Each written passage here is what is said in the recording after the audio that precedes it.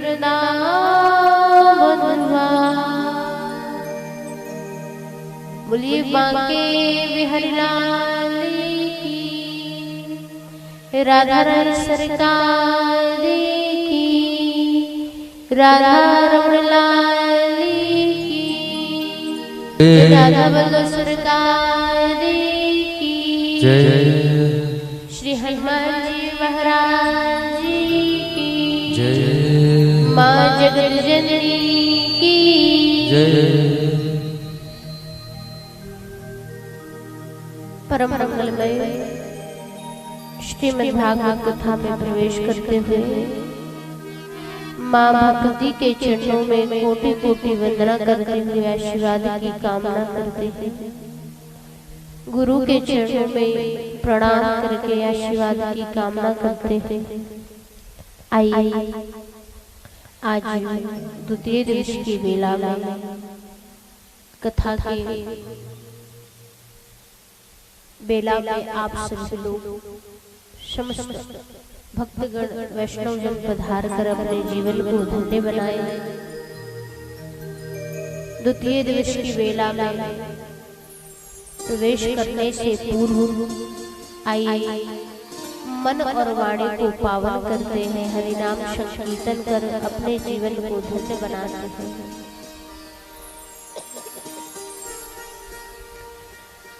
गोविंद मेरो है, गोपाल मेरो है,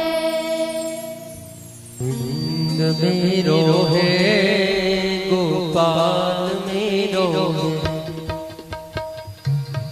मेरो है, गोपाल मेरो है। गोविंद मेरो है, गोपाल मेरो है, गोविंद मेरो है, गोपाल मेरो है। बांके बिहारी नंदलाल मेरो है, ओ श्री बांके बिहारी नंदलाल मेरो है। श्री बांके बिहारी नंदलाल मेरो है, श्री बांके बिहारी नंदलाल मेरो है। गोविंद मेरो है, गोपाल मेरो है, गोविंद मेरो है, गोपाल मेरो है। गोविंद मेरो है, गोपाल मेरो है, गोविंद मेरो है, गोपाल मेरो है।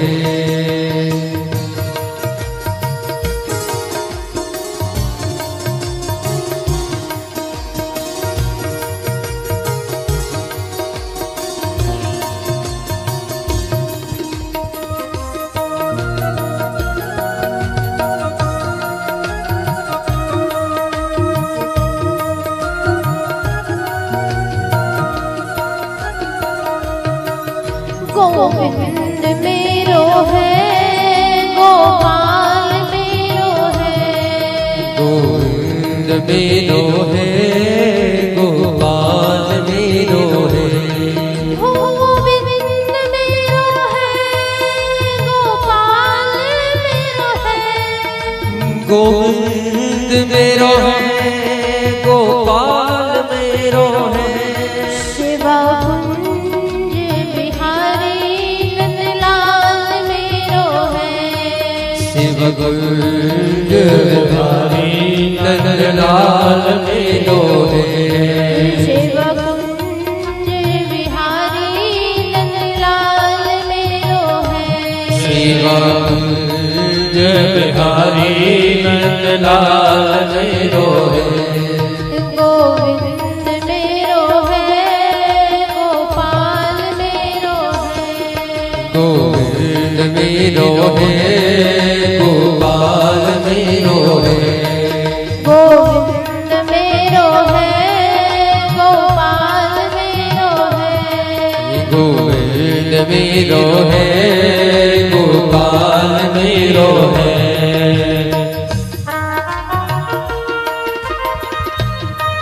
श्री राम बांके बिहारी लाल की जय हो। दोनों हाथ से ताली से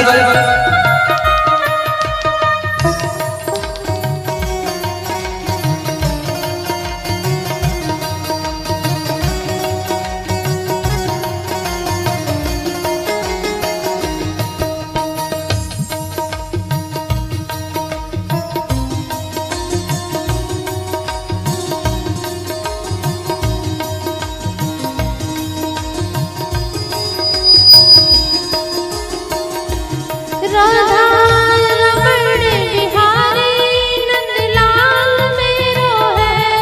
राधा रमण बिहारी नंदलाल मेरो है। राधा रमण बिहारी नंदलाल मेरो है। राधा रमण बिहारी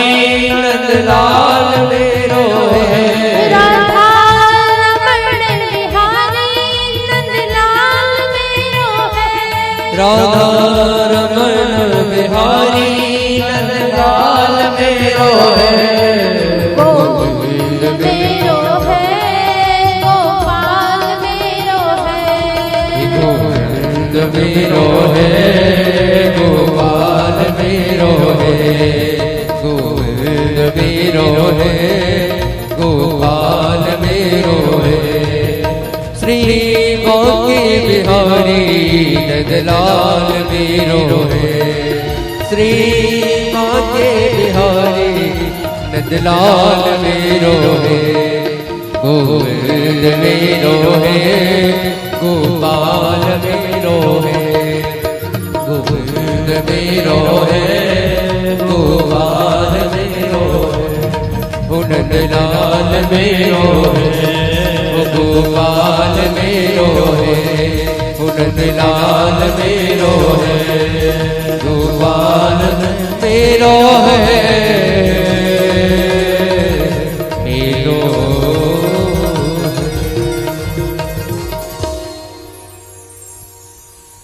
बोले कृष्ण कन्हैया लाल की जय। राधा रमण लाल की जय। राधा वल्लभ सरकार की जय। राधा रानी सरकार की जय। श्री हनुमान जी महाराज की जय। माँ जगत जननी की जय। सब भक्तन की जय। सब संतन की जय। सब विप्रन की जय। जय जय श्री राम। जय जय श्री राम।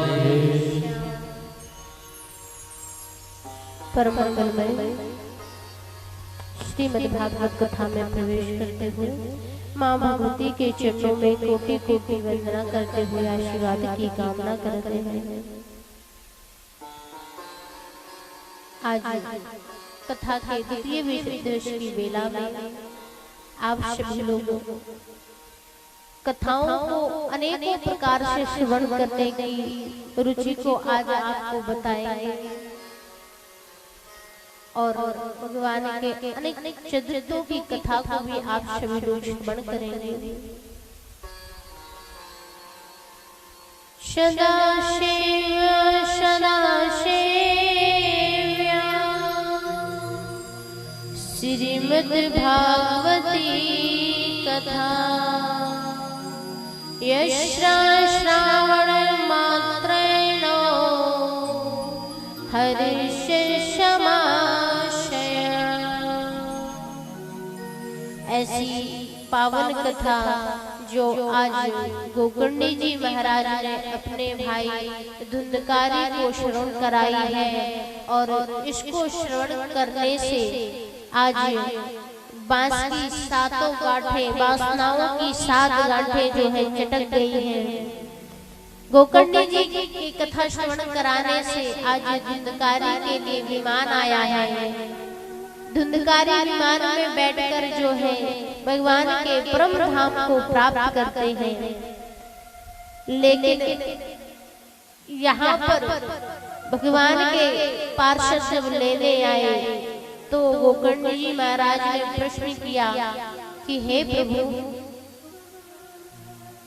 धुंधकारी मेरा भाई था, मैंने इनको कथा श्रवण कराई, 7 दिनों में इनके लिए कथा श्रवण कराकर इनके लिए मुक्ति का एक मार्ग बताया, और आज प्रेत योनि से धुंधकारी ने मुक्ति को प्राप्त किया।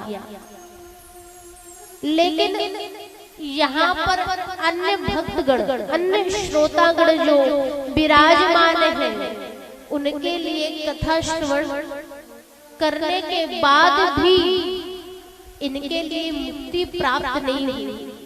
अरे कथा सुनने एक थोड़ी आते हैं, अनेक भक्तगण आते हैं, लेकिन सिर्फ मेरे भाई के लिए ही विमान क्यों आया?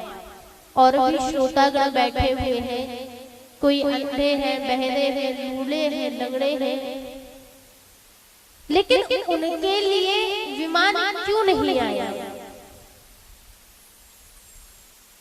तो यहाँ प्रभु कहते हैं कि हे महाराज गोकर्ण जी, कथा सुनने में कहीं ना कहीं किसी प्रकार का भेद हुआ है। कथा सुनना, सोना, क्योंकि कथा जब आप सुनते हो ना, तो कथा 3 प्रकार से सुनी जाती है। सुनने वाले कैसे 3 प्रकार के होते हैं? किस प्रकार? मुंचा ज्ञानम प्रजारूपम बलिष्ठा कर्मणो गति विवेकम तु समासाध्या ब्रज संसार वासनम। अरे महाराज, कथा में जो श्रोता आते हैं वो 3 प्रकार के होते हैं। आज महाराज को कथा सुनने में भेद बताते हैं कि कथा जो है, जो सुनने वाले श्रोता आते हैं वो 3 प्रकार के होते हैं। कौन कौन से?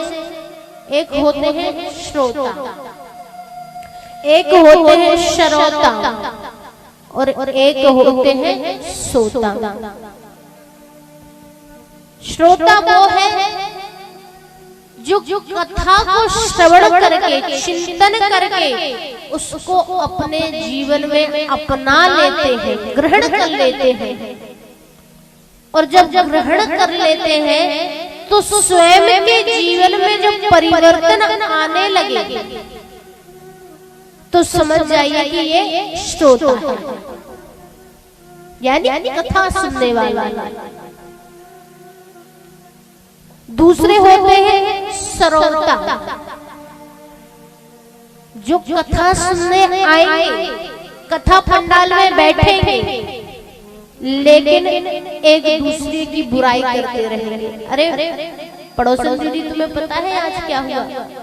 मेरी देवानी जिठानी, मेरी सासू माँ घर की बातें बताएंगी, मोहल्ले की बातें बताएंगी, और पूरे संसार की बातें।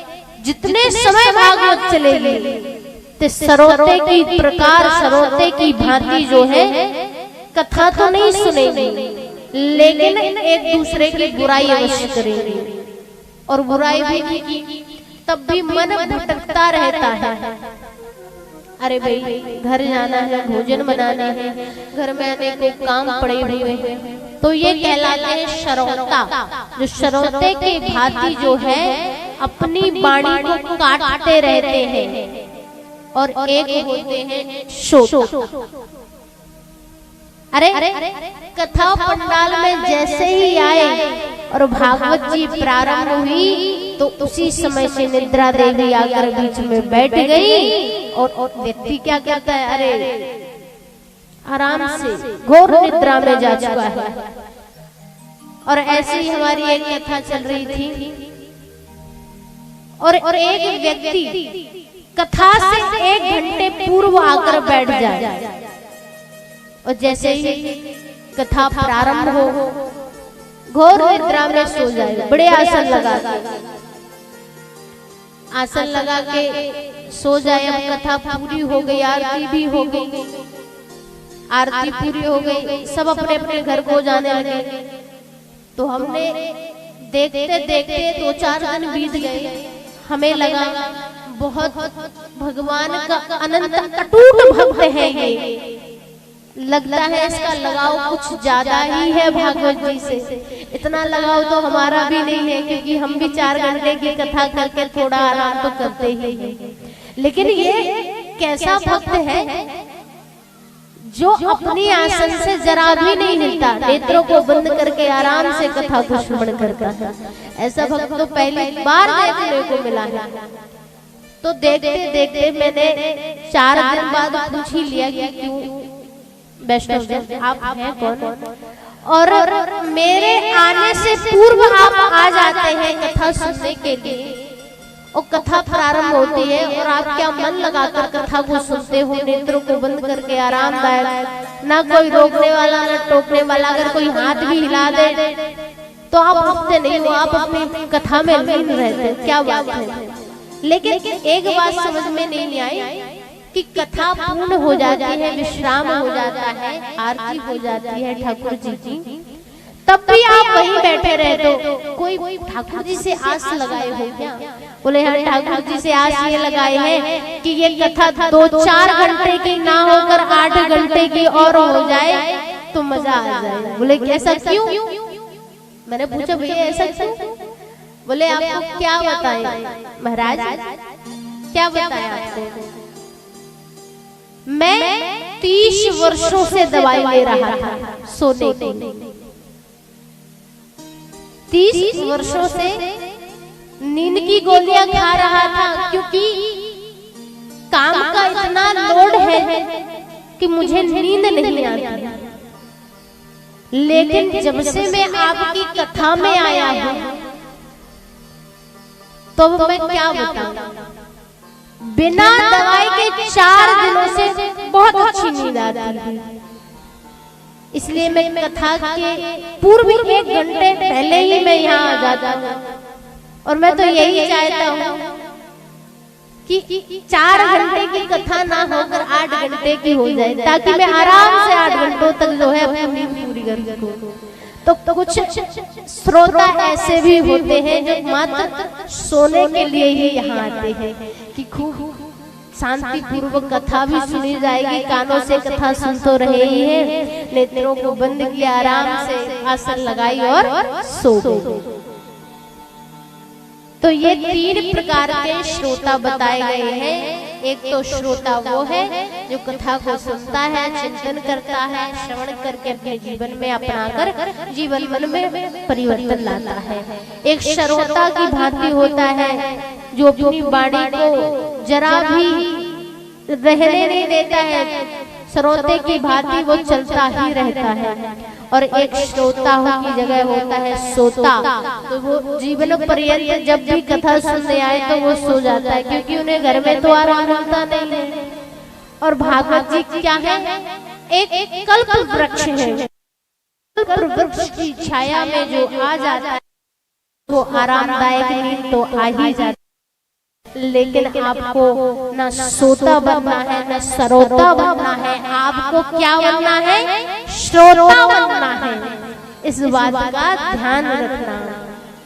और इसी बात को ध्यान में रखते हुए आज मैं आप सभी के मध्य भागवत के इन 4 शब्दों की महिमा का बखान करती हूँ कि भागवत का नाम का अर्थ क्या है। क्योंकि आप कहते हैं कि आपको हरि की कथा श्रवण करनी है, तो हरि की कथा का एक नाम होता है। क्या होता है? श्रीमद् भागवत कथा। तो इसका शब्द का भाव क्या है, अर्थ क्या है, ये आपको बताएंगे।